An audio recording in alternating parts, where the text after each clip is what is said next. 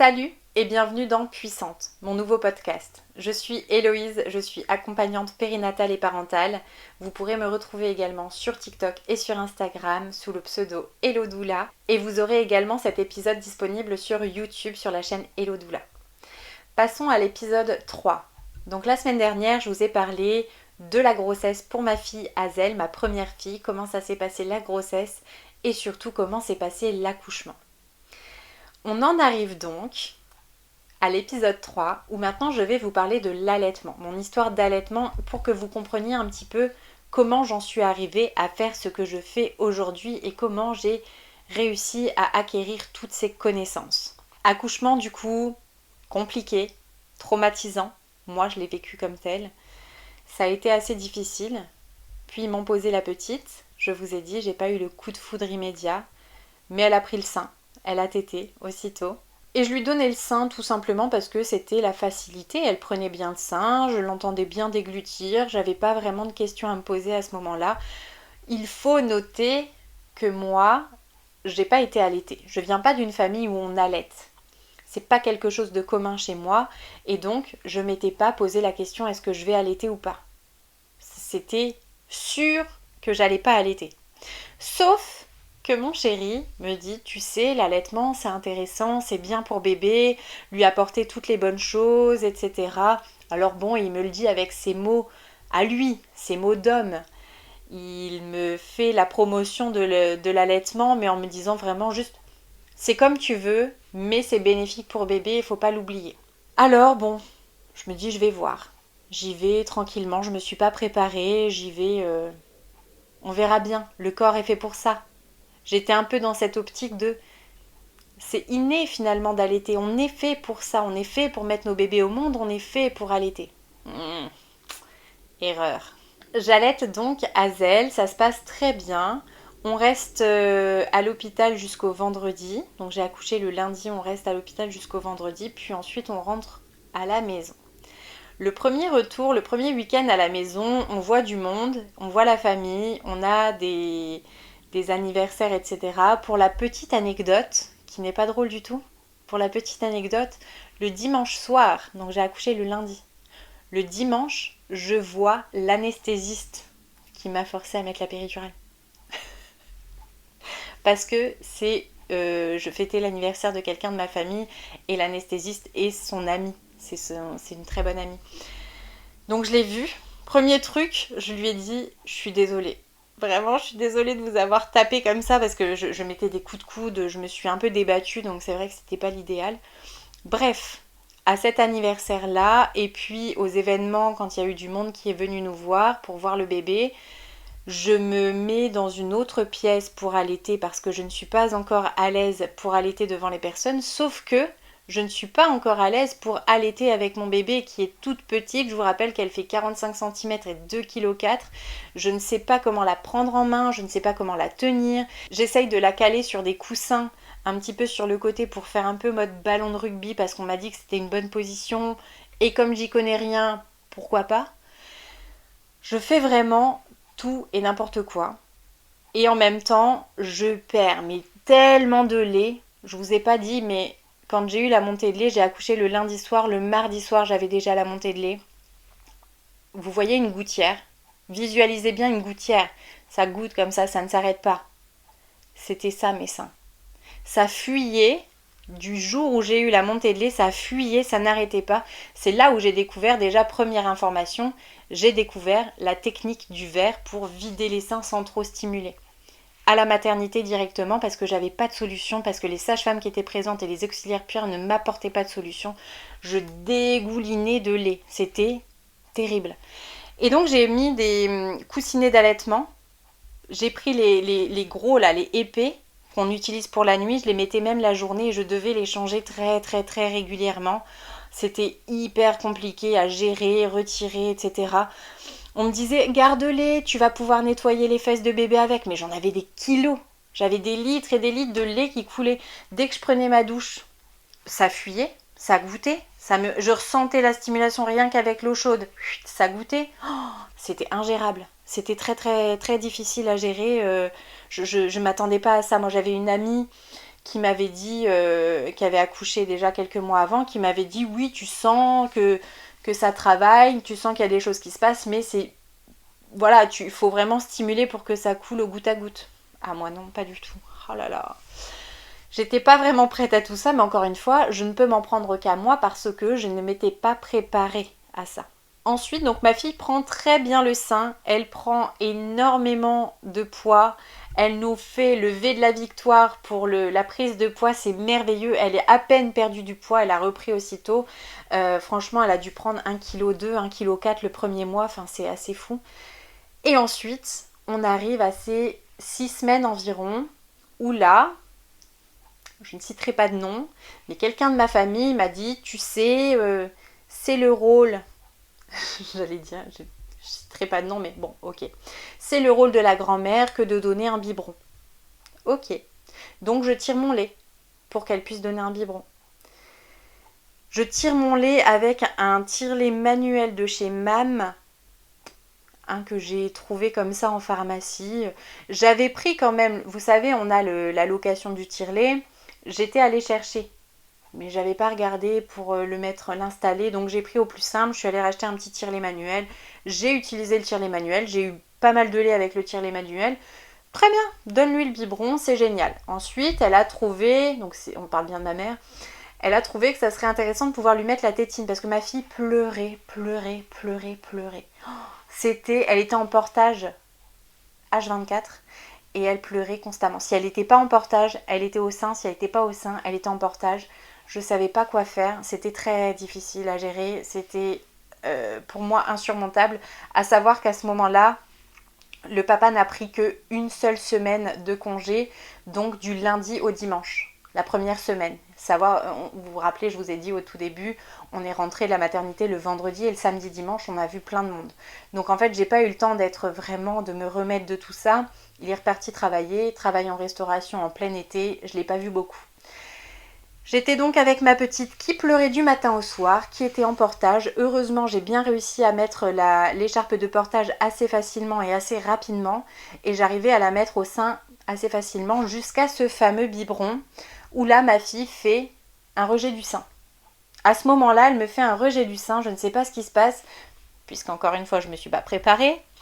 Et je me dis, mais qu'est-ce qu'elle me fait? Pourquoi elle ne veut plus prendre le sein correctement? Qu'est-ce qui se passe? J'essaye, j'ai des bouts de sein qu'on m'avait donnés, je crois. À ce moment-là, je crois que c'est une copine qui avait dû me les donner. Je me dis, allez, j'essaye, je mets les bouts de sein, on va voir, c'est du silicone. Peut-être que c'est parce que c'est le silicone qu'elle veut, comme le biberon, comme la tétine. Elle prend le bout de sein, et là, elle accepte de prendre le sein avec les bouts de sein seulement. Pendant 3 jours environ, je me bats pour essayer de lui donner le sein normalement. Elle ne le veut pas. Avec le bout de sein, c'est ok. Sans les bouts de sein, elle n'en veut pas. Ah, je me dis, c'est galère. Donc, qu'est-ce que je fais? Je continue à tirer mon lait. Je continue à lui donner au biberon. Puisque, comme ça, au moins, elle a un peu de lait. Mais je tire de moins en moins. Évidemment, je ne vous fais pas de dessin. Maintenant, je comprends. C'est la suite logique. C'est normal, en fait, ce qui s'est passé. Sauf qu'à ce moment-là, je ne le savais pas. Et j'étais un peu paniquée parce que je me suis dit, mais comment ma fille va être nourrie si je n'arrive pas à tirer mon lait? Et donc, je commence à me renseigner. Je me renseigne sur des groupes laitières allaitantes, sur Facebook notamment. Et puis après, je tombe plutôt sur des comptes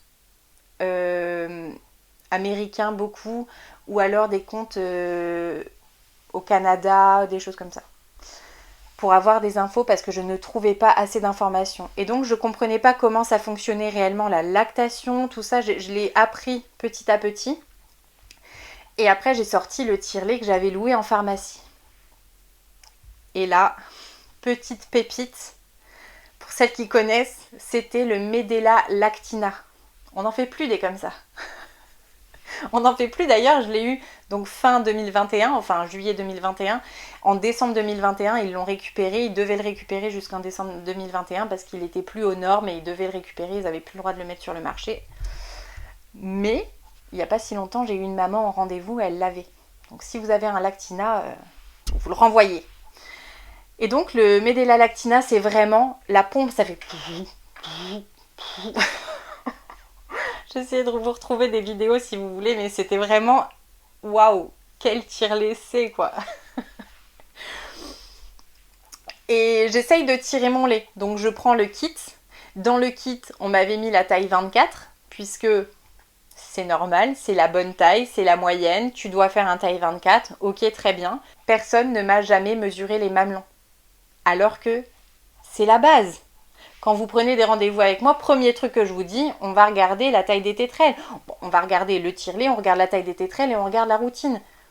Et là, même si j'avais un tire-lait qui était plutôt efficace, parce que le problème du Lactina, c'est qu'il pompait énormément, il était très puissant, mais du coup, il fonctionnait bien.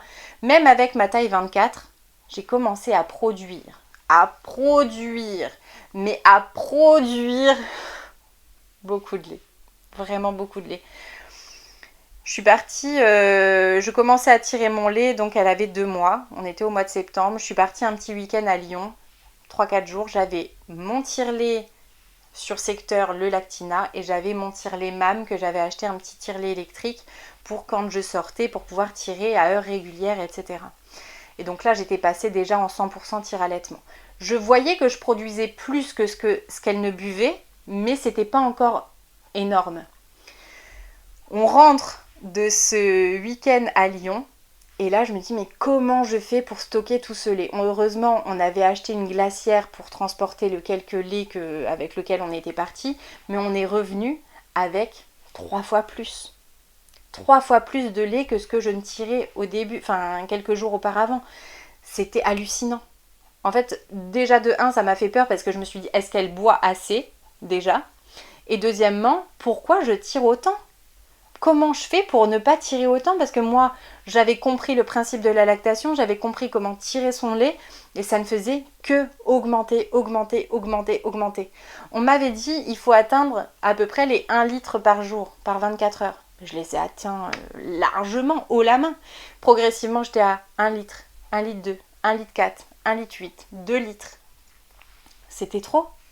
C'était vraiment trop. J'en pouvais plus, donc bon, on est rentré. Il y a eu énormément, je continuais mes tirages. Je savais pas quoi faire. Qu'est-ce que je fais de tout ce lait? Donc, alors, on me disait, Héloïse, t'as qu'à faire des savons. Vas-y, tu utilises 100 grammes de savon de Marseille en copeaux pour 100 millilitres de lait. Pas rentable cette histoire.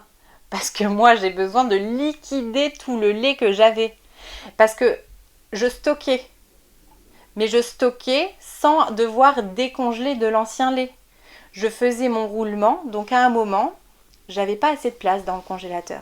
Elle avait peut-être... de toute façon, c'était encore au mois de septembre, j'étais peut-être à 2 mois, 2 mois et demi. J'appelle le lactarium de Nancy, puisque moi je suis du Grand Est. J'appelle le lactarium de Nancy, je passe, il faut faire des prises de sang, etc. Je réponds au questionnaire, je fais les prises de sang, je commence le don de lait. Donc, moi, je pensais pouvoir liquider ce que j'avais déjà stocké, mais non, parce qu'il faut tirer du lait spécialement pour le don de lait. Et donc, moi qui pensais me liquider de tout le stock que j'avais déjà accumulé, en fait, pas du tout. J'ai dû tirer à nouveau pour pouvoir donner au bébé, au préma. Et donc, en fait, il y avait certains tirages qui étaient exclusivement dédiés au préma. Donc, sur les 5-6 tirages que je faisais quotidiennement, parce que j'ai réduit rapidement les tirages, il y en avait au moins 2 ou 3 qui étaient vraiment juste dédiés au lactarium.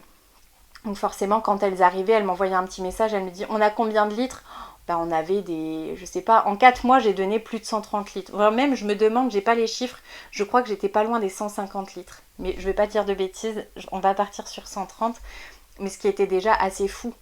Et donc je continuais de tirer, puis je continuais à stocker un petit peu, mais à un moment, la place a vraiment manqué, donc j'ai dû acheter un congélateur complet. Donc j'ai acheté un congélateur armoire juste pour le lait maternel. Il n'y avait rien d'autre que du lait maternel. C'était organisé par date, par jour, parce que par sachet par jour, j'avais... je sais pas, je faisais des sachets de 150-200 millilitres et j'avais peut-être 2 litres, 2 litres et demi que je stockais. Donc par jour. Et à un moment, tu es obligé de faire un certain roulement. Enfin, c'était super compliqué de tenir la route avec tout ça. Je m'en sortais plus. Parce que la nuit, moi je dormais à l'étage, le congélateur était en bas. La nuit, quand je me réveillais pour mes tirages, il fallait que je tire. Plus, donc que je réveille personne idéalement. Que j'en garde un petit peu si ma fille allait se réveiller parce que je lui donnais toujours du frais pour qu'elle ait vraiment le lait le plus adapté à ses besoins, elle, à ce moment-là. Et après, je descendais, donc il fallait que je range le reste si j'en foutais pas partout, parce que généralement, t'es à moitié réveillé, donc c'est compliqué. Et donc, j'allais stocker aussi en bas, à noter, à faire le roulement et tout. Tous les mercredis, je sortais tout le congèle, je nettoyais le congélateur, parce que ça aussi, quand on fait du don au lactarium, il faut avoir un congélateur bien propre. Tous les mercredis, c'était nettoyage du congélateur. Oh, mais quelle organisation! Quand je repense à tout ça, je me dis mais comment j'ai fait pour tenir autant de temps? J'ai fait 10 mois de tir allaitement. 10 mois de tir allaitement en sachant que, arrivé vers le mois de mars, j'ai nettement, drastiquement réduit les tirages. Je devais être encore à 3 ou 2 tirages et progressivement j'ai arrêté puisque le but c'était aussi d'arrêter pour envisager un bébé 2. Maintenant que vous connaissez un petit peu mon histoire d'allaitement, il faut que je vous dise que ma fille, je vous ai dit, elle pleurait du matin au soir et du soir au matin, c'était très compliqué. J'avais pas d'aide, j'avais pas de soutien. Quand j'essayais d'en parler à mes proches, je me prenais en réflexion, c'est ça d'être mère, fallait t'y préparer avant de vouloir devenir mère. Voilà. Donc à un moment, t'arrêtes d'en parler en fait. Tout simplement, tu gardes pour toi et tu ne dis plus rien. Je vous avais dit aussi dans l'épisode précédent qu'un CDI m'attendait en tant que secrétaire médicale dans la médecine préventive. Sauf qu'en fait, je ne suis jamais retournée les voir parce que j'étais au plus mal. Même encore maintenant, peut-être elles tomberont un jour sur la vidéo, elles verront, mais j'étais tellement mal, j'étais vraiment au plus bas, je voulais parler à personne. L'idée même de sortir, alors je sortais, j'allais faire des petites balades autour de chez moi, mais l'idée même de sortir, d'aller voir des personnes, de devoir affronter à gérer mon tir allaitement, donner le lait à bébé, que ça allait être compliqué, qu'elle allait pleurer beaucoup, ça m'angoissait au possible, donc j'ai évité en fait, je ne sortais pas. Parce que je savais que j'allais mettre une contrainte en plus dans mon quotidien qui était déjà une contrainte. J'ai donc essayé de voir des pros qui allaient pouvoir me trouver des solutions. Ça, c'est ce que j'espérais. J'ai vu... Alors, j'avais un pédiatre qui était très loin de là où j'habitais à ce moment-là. Il était à 1h30 de route parce que j'en avais pas trouvé tout simplement près de chez moi avant. Le pédiatre voit que ma fille fait des selles rares de bébé à l'été. Maintenant, je sais que c'est les selles rares de bébé à l'été. J'avais regardé, je lui en avais déjà parlé à ce moment-là parce que j'avais trouvé l'article sur la Leche League. Même en lui prouvant par A plus B, lui il m'a dit « Madame, il faut que vous mangiez plus de fibres et que vous buviez de l'épar. » Tu vois que là, on part de loin, quoi. Donc tu te dis « Bon, laisse tomber, passons à autre chose. » Il pensait qu'elle avait mal au ventre et que du coup c'était ma faute parce que je me nourrissais pas correctement, parce que je ne buvais pas assez d'épar, etc. alors que ça n'avait rien à voir. Bref. Je vois une autre pédiatre qui s'était installée entre temps. Donc là, à ce moment-là, ma fille a 3 mois. Je vais voir cette pédiatre. Donc je suis à ce moment-là en tir-allaitement exclusif. Je vois cette pédiatre. Je lui dis peut-être RGO. Donc elle me dit oui, RGO. Vous êtes tous là avec vos RGO internes, externes. Vous savez pas de quoi vous parlez. Ok. Et elle me dit cette phrase. Vous savez, allaiter son bébé c'est bien. Mais au sein, c'est mieux. Mais comment vous dire? J'avais les larmes aux yeux. Franchement, j'avais les larmes aux yeux. On ne peut pas dire ça à une maman alors que tu fais que de... Tu te mets des réveils pour pouvoir te tirer dans la nuit. Moi, je m'endormais comme ça contre le lit. Je tirais mon lait. Il y avait le cododo de ma fille à côté. Je m'endormais et je me réveillais. Je m'endormais avec le tire-lait qui était en train de pomper, quoi. Vraiment, j'étais épuisée. T'es épuisée de devoir gérer tout ce tirage, toute la gestion de ton bébé qui est déjà une gestion compliquée, ton bébé qui est pas bien, tu sais pas comment l'aider. Hein. Non, et elle te dit c'est bien de donner le lait maternel, mais il vaut mieux le donner au sein. Waouh, comment on peut dire ça? Donc je l'ai très mal pris, je ne suis évidemment plus jamais retournée la voir. Elle m'a donné l'ordonnance que je voulais finalement parce que moi je voulais des médicaments, je voulais un traitement. Je m'étais assez renseignée puisque je continuais de m'informer sur plein de groupes, sur avec plein de bouquins comme vous pouvez le voir ici. Il y avait vraiment, je suis allée chercher l'info toute seule finalement. Et elle me donne donc le traitement, elle m'explique pas vraiment comment donner ce traitement. Je sais pas si elle s'en foutait un peu ou si elle me prenait de haut, je sais pas vraiment expliquer, mais j'ai pas eu le suivi que j'aurais aimé. Ça n'a pas eu d'effet, alors par chance, puisque je donnais mon lait au lactarium, j'étais en contact avec une conseillère IBCLC du lactarium et j'ai pu lui en parler.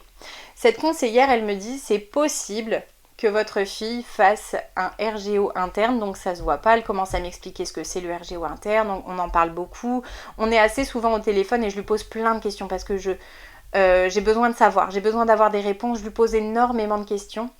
Et puis elle me parle d'éviction. Et là, le combat avec l'éviction est arrivé. Mais elle me dit, ça ne sert à rien de le faire si c'est pour le faire moins de 6 semaines. Pour voir une évolution, il faudra le faire au moins 6 semaines pour qu'il n'y ait plus de protéines de lait de vache dans votre corps à vous. Et c'est parti. Je le fais à 100%, j'arrête toutes les PLV dans mon alimentation, j'arrête les croisés, etc. Enfin vraiment, tu manges plus rien. C'était hyper compliqué parce que t'as plus accès à une alimentation. Enfin, il y en a partout finalement. Donc je fais ça pendant 6 semaines et un peu plus, mais je vois qu'il n'y a pas de changement. Il n'y a pas de changement particulier, il n'y a rien qui se passe, simplement j'ai du mal à me nourrir et je suis encore plus aigrie, encore plus fatiguée qu'avant parce que bah, ça me bouffe mon énergie, quoi. Parlons peu, parlons bien, je bouffe de la merde à ce moment-là, clairement. Puis arrive le rendez-vous chez l'ORL. Ma fille, parce que entre temps j'avais pris des rendez-vous ORL et gastropédiatre, mais le délai d'attente était vraiment vraiment long. Ma fille a 5 mois, on est mi-décembre et je vais à ce rendez-vous chez l'ORL parce que je me suis dit peut-être qu'elle ne sait pas bien téter et que du coup potentiellement elle avale un peu de l'air en même temps, ce qui lui crée du gaz et enfin en tout cas qui vient la déranger et potentiellement un reflux interne, voire des coliques. Le rendez-vous de l'horreur. J'ai pas d'autres termes pour parler de ce rendez-vous, c'est vraiment pour moi le rendez-vous de l'horreur. J'arrive, je suis avec donc le papa, on vient tous les trois, je tiens ma fille sur mes genoux, il me dit, il regarde comme ça à peine, il lève, il me pose vraiment pas trop la question, mais il lève un peu la langue, il regarde, puis il dit oui ok on va s'installer. On s'installe, il me dit vous prenez votre fille sur vous, vous lui maintenez bien le front comme ça, vous lui maintenez le front et le menton, vous la tenez bien, et là il se retourne. Il prend des ciseaux, il prend son briquet, il brûle les ciseaux avec son briquet, il revient vers moi, il coupe le frein, merci, au revoir madame. Waouh. Ça s'est passé tellement vite, ça a été tellement violent. Je m'attendais pas, il m'a pas dit qu'il allait couper le frein, il m'a pas dit ce qu'il allait faire, comment il allait le faire, ce qu'il allait se passer, est-ce qu'il fallait faire des exercices après, il ne m'a rien dit, il m'a laissé comme ça, il y avait du sang, je me disais mais pourquoi ? C'est horrible, c'est horrible. Et il m'a rien expliqué, on n'a pas eu de rendez-vous de suivi, rien. Le seul truc qu'il m'a dit, il m'a répondu, il vaut mieux couper le frein maintenant parce que passé 6 mois, il faudra passer au bloc. Là au moins, elle ne sent rien, donc on peut ne pas passer au bloc. Elle sent rien. Donc à l'aube de ces 6 mois, elle sent rien, mais par contre, dès qu'elle a 6 mois, là, elle sent.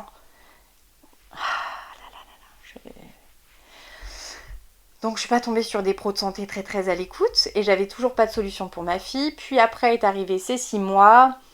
Donc évidemment on n'a pas fait d'exercice. J'ai regardé rapidement après mais on m'avait pas indiqué les exercices à faire donc ça ne sert à rien. Ça a été fait pour rien en tout cas. Et ensuite on arrive aux 6 mois. Donc là je fais la DME. D'ailleurs je fais la DME avec des mains à la fourchette. Elle avait son programme à ce moment-là, vous pouvez aller regarder un petit peu ce qu'elle propose. Et je fais la DME avec elle, ça se passe bien, je suis bien toutes ses recettes, toutes ses indications, ça se passe très très bien, mais elle pleure toujours, ma fille est toujours dans le mal, quoi, je sais pas ce qu'elle a. Elle est très constipée, tout était très compliqué, donc je me dis tant mieux, j'ai bientôt le rendez-vous chez le gastropédiatre. Le rendez-vous chez le gastropédiatre, c'est en mars, elle a environ 9 mois. Je lui donne du coup à ce moment-là un repas par jour en DME, plus environ 10 à 12 petits biberons. Elle boit vraiment des petits biberons de 60 à 90 ml de lait. Mais elle en boit 10 à 12 par jour. J'arrive chez le gastropédiatre. Et là, c'est encore compliqué parce qu'il me juge. Il me dit, mais vous vous rendez compte que en fait c'est vous qui lui créez le mal de ventre. Déjà parce que vous lui donnez encore votre lait maternel. Bah oui, c'est vrai, elle a 9 mois, faut peut-être arrêter, tu vois, à un moment donné. Mais en plus, il me dit, vous lui donnez 10 à 12 biberons de 60 à 90 millilitres tout au long de la journée. Elle n'a pas le temps de digérer.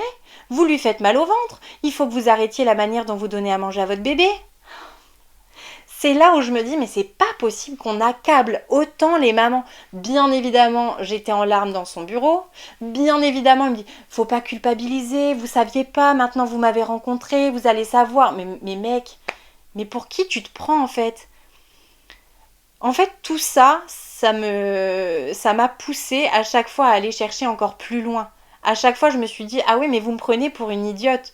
Vous me prenez pour quelqu'un qui va pas savoir. Moi, je sentais que ma fille avait quelque chose, qu'il se passait quelque chose, et j'avais pas les réponses à mes questions, j'étais pas entendue, j'étais pas écoutée. Et tout de suite, on balayait en fait mes ressentis de maman pour me dire, tu fais mal, c'est de ta faute, et toujours les mères, les mères, les mères. Ben en fait non, stop quoi. À un moment, moi je veux que ça s'arrête. Donc j'ai arrêté d'aller voir toutes ces personnes-là. J'en pouvais plus. De toute façon, j'étais à bout.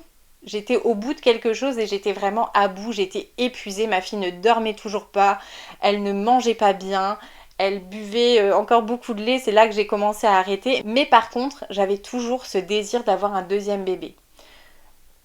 Je pense maintenant que c'était vraiment pour réparer. J'avais besoin de réparer cette maternité qui a été complètement brisée, cassée, détruite par tout ce qui s'est passé.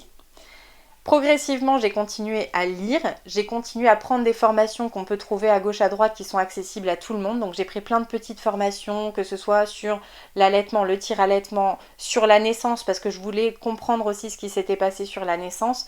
Et je suis remontée comme ça. Et en parallèle, j'ai commencé à aider des mamans tout le long du cheminement quand ma fille avait 2-3 mois jusqu'à ses 1 an. J'ai continué d'aider des mamans, plusieurs personnes, dans leur tire-allaitement, dans leur choix de vie de maman, etc. Et en fait, je me suis beaucoup plu à faire ça. Bien évidemment, c'était juste comme ça, j'étais la bonne copine à qui on demandait des conseils et ça me plaisait bien de pouvoir aider les mamans. C'était des mamans que je connaissais pas forcément, une maman qui est sur les réseaux qui est assez connue, et puis d'autres mamans que j'avais rencontrées comme ça sur ces lives justement, voilà, et qui m'avaient recontactée derrière. Donc c'est vrai que c'était glorifiant parce que tu te dis que tu apprends pour toi, mais tu apprends et ton savoir peut permettre à d'autres personnes d'aller mieux et de trouver des réponses aussi à leurs questions. Et là, à ce moment-là, je dirais qu'il y a quelque chose qui s'est éveillé en moi, parce que moi j'aime apprendre pour moi, mais j'aime transmettre. Et c'est là que je me suis dit, il y a quelque chose à faire. Je connaissais pas du tout les doulas, je savais pas ce que c'était que l'accompagnement périnatal. J'avais jamais fait vraiment de recherche là-dessus. Et j'ai commencé mes recherches et c'est là que je suis tombée sur l'école Cybelle que j'ai fait. Donc c'est une école en distanciel au Québec. Et je me suis lancée dans la formation, qui est une formation qu'on peut faire autant de temps qu'on veut. Enfin, on la fait vraiment comme on veut, c'est en allant. Je l'ai prise, pour pas dire de bêtises, au 1 an de ma fille environ. Juin ou juillet 2022 à peu près, et j'ai pris cette formation. C'était au même moment, quand je voulais la commencer, c'était au même moment où je suis tombée enceinte. Et c'est un bébé qui est parti, c'est un bébé qui s'est envolé. Ça a remué beaucoup de choses en moi. J'ai pas commencé ma formation à ce moment-là parce que je me sentais pas prête avec la perte de ce bébé et tout le chamboulement qu'allait amener peut-être une deuxième grossesse aussi. Je me rendais pas compte, j'avais ce désir de bébé, mais en même temps, c'est au moment où, quand j'ai vu le test positif, waouh, bouleversant. Puis après, j'ai eu l'écho de datation où là, on a vu que bébé était parti déjà. Et c'était difficile parce que j'avais plein de questions. Comment je vais faire? Comment je vais gérer 2 enfants? La grande qui dort pas? Comment ça va se passer? Et en fait, j'avais plus besoin de me poser ces questions-là puisque j'avais plus ce bébé-là. Et j'arrivais pas à reprendre le dessus. J'étais en train de m'enfoncer. Là, il y a eu tout le contre-coup de toute cette année qui venait de s'écouler. Tout est retombé d'un coup. Je m'arrête là pour ce 3e épisode. Et pour l'épisode 4, je vous parlerai justement de mon burn-out, Moi, je pense que c'était plutôt une dépression postpartum, mais en tout cas, la psychologue a dit que c'était un burn-out maternel, donc on parlera de tout ça la prochaine fois. Et encore une fois, c'est juste mon histoire. Si ça éveille en vous certaines choses, n'hésitez pas à me le faire savoir dans les commentaires. N'hésitez pas à me suivre également sur TikTok et sur Instagram avec le pseudo Hello Doula. Je vous embrasse très fort et je vous dis à bientôt.